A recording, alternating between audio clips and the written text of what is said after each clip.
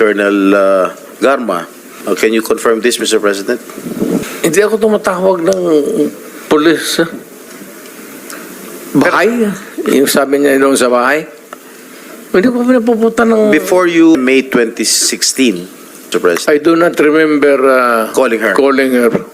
And for what? Yung presidente ako, nandyan na yung lahat nasa akin na ang hate to say this, but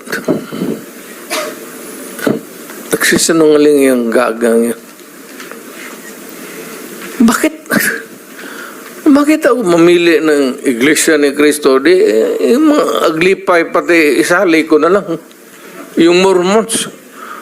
Why would I zero in sa Iglesia ni Cristo? For what reason? Yun po ang sinabi ni... Kaya, sir, Opo. I am just trying to in-explain ko kung bakit ako